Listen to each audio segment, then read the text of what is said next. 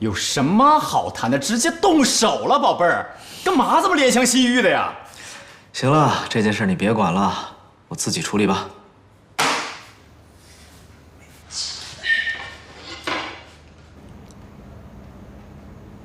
奶奶，别叫我奶奶，我们顾家没有你这样的孙媳妇。奶奶，我真的是被别人陷害的，我没有做过这样的事情。那你拿出证据来呀，证明你是清白的。奶奶，我还没有和楠楠……你说什么？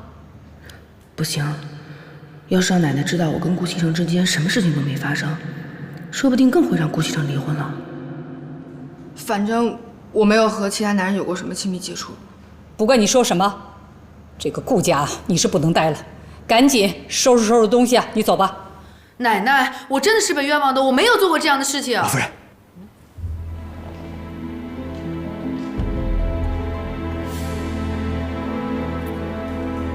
你确定？是，少爷说他已经调查清楚了，正在处理。他说请您放心。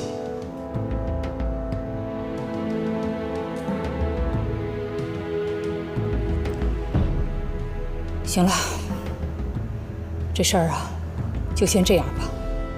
不过，以后啊，一定要吸取教训，不能随随便便的跟任何人来往，知道吗？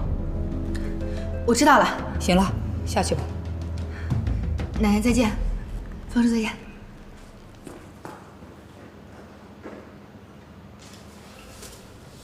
又是那个女人搞的鬼呀！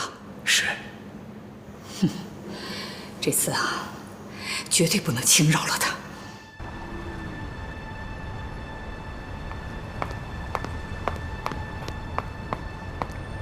顾总，顾总，您找我有事儿啊？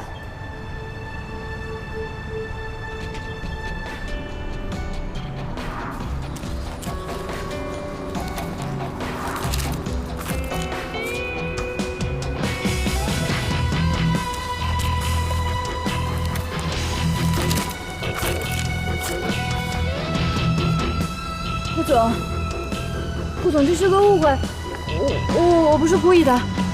顾总，您听我解释，我不是想做这些事情，我做这些事情都是因为我爱你。顾总，你千万别生气。顾总，再给我一次机会。贺锦熙根本配不上你，你就真的一点都不喜欢我吗？滚！